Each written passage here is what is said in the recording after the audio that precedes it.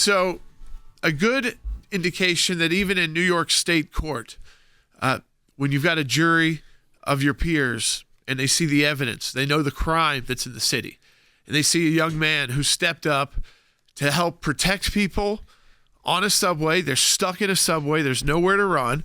A guy who was threatening to kill people, a guy who was totally out of control. Daniel Penny subdues him, and in the process, he was a former military person. Yeah, Marine. So they try to use that against him, by the way. Yeah. But he's brave. He took his own life at risk immediately to save others. And New York, instead of going after all the other criminals in New York, have spent their time, trying to prosecute Donald Trump and Daniel Penny. Well, when the jury heard all the evidence, we already knew the manslaughter was out. They supposedly deadlocked on that. But it's interesting because then the judge brought in the second charge that they had to decide on, which is lower than manslaughter, second-degree manslaughter, which is negligent homicide. Right. And when they went to the jury on that, they found him not guilty. So I'm not sure why. And sometimes that's just the jury not understanding even the I was hearing complex differences, why this didn't happen last week. But it is a good sign that our legal system in the U.S. still can be saved. Yeah, absolutely. I think that this is a very positive sign. Prosecutors need to keep losing these cases. Because when you have a situation where anyone would watch and hear what happened in this, read the things and go, this guy was a hero stepping up. There was a mother with a baby in a stroller who came in, and yes, sadly did the guy pass away, of course. But beyond that, still saved probably a lot of people's lives and certainly a lot of trauma. In this situation, you also, and again, of course, a Marine, in this situation, you had a jury that, as you said, spent a lot of time on this. This wasn't a quick one day, it was over. So much so the judge had to re-instruct them to go back because they were essentially at that point, they become like a hung jury. They're scared. I think one or two of them were scared. They're threatened. One or two of them scared, went back for the weekend, said, think about it, essentially, came back, and they had an answer this morning. Yes, you do have a lot of unrest right now in New York where a lot of threats of riots that may be coming tonight. Here's the problem on these situations. We have to get to a point where if you protect people in public and the person who you're protecting them from was making those threats and was also on a serious amount of drugs, they can't even determine, because of the amount of drugs he was on, how he died or why. He probably should not have died from the way he was subdued. Yep. No. But he did. But even if he did. And you know what? He was threatening to kill people. Right. And this guy was brave enough to step up, unlike we've seen horrible incidents when someone does it and someone even just brings out a knife in New York and, will kill 3 or 4 people who are stuck in that subway car. So, again, we have to keep winning these. Why? Because we have to get to a point where Daniel Penny doesn't have to go bankrupt or raise hundreds of thousands of dollars on Kickstarter to defend himself, because these cases shouldn't be in court. They should be investigated because someone died, and that should be it. And Jordan, it can't be lost on who the prosecutor was that decided to go after Daniel Penny for being a hero, Alvin Bragg, the same district attorney that decided to go after President Trump and to create out of whole cloth a way to use state law against him for what would have been campaign finance violations and try to make a political prosecution there. It's all political in New York. It needs to get back to protecting the people of the city and prosecuting the real criminals. Let's go to Jerry, who's calling in Rhode Island, listening on the radio. Jerry, you're on the air. Good morning, team. It's a good day. My phone's blowing up with former Marines, former law enforcement. We're hoping that the prayers and donations, including from ACLJ listeners that covered the GoFundMe, hopefully we took care of all that.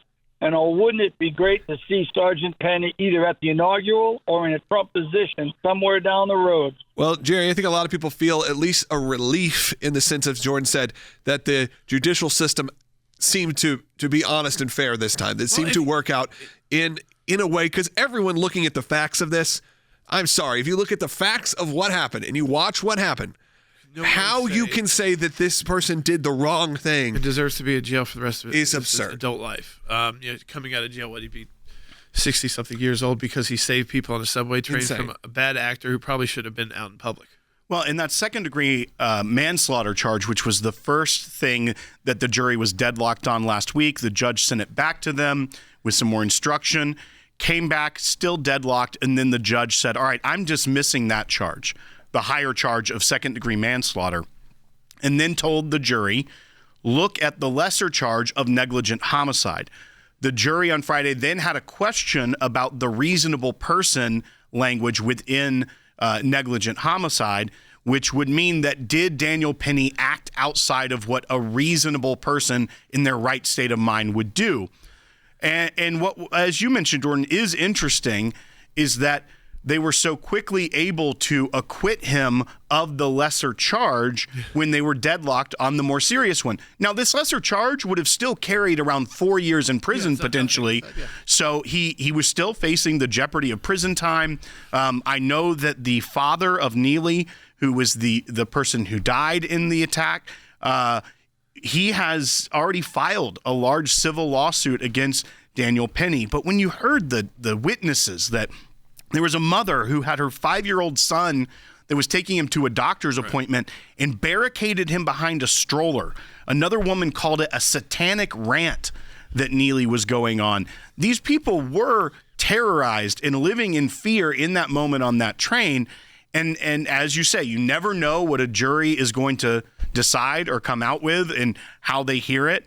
But I think the closing arguments of Daniel Penny's attorney were really effective when it said, who would you want to be sitting next to on a train? The man with earbuds, minding his own business, but will take action when you need him to? Or would you rather be all alone on the train when someone is having a psychotic moment? I think this also brings up a much broader issue, which is New York and a lot of these cities built on having these kind of transportation systems for people that are affordable, that are fast and reliable. They have become areas of great crime and areas of stress and areas where people are unsafe. People are working in the city too. Right. So you now don't we have that mass protection that you used to have. If you went in rush hour, so many people, it was going to be full. If you went home when most companies close, it was going to be full. And so you were really only having to protect yourself late at nights, really late at night, like on during the week. On weekends, busy all through the night. Yeah, I think that this becomes an issue that New York has to really take a look at. Eric Adams, everyone got to look at and go, okay, how can we actually make this safe? They keep coming up with solutions. They don't really get there. Comes to New York. We've been, you've been. I mean, like but I'm going to take my kids on the subway. That's just the truth. It's not happening. I don't. And because I'm someone. I lived in Washington D.C. I used their metro my whole life. And have been happy to do it when I'm with friends in New York who actually understand how it works. Yeah.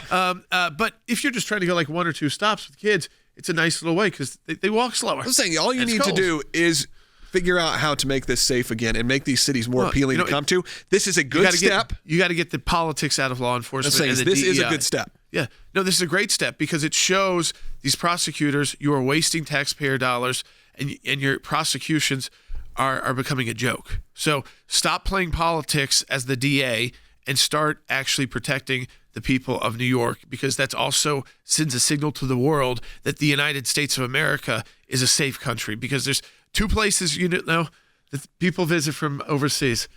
New York City and what is the LA and was it Orlando, Florida. Yeah. And Nashville. Nashville we're kind of big. Neither of us have Orlando and Nashville don't have the mass transit situation like that, except for like provided by the theme parks to get you there.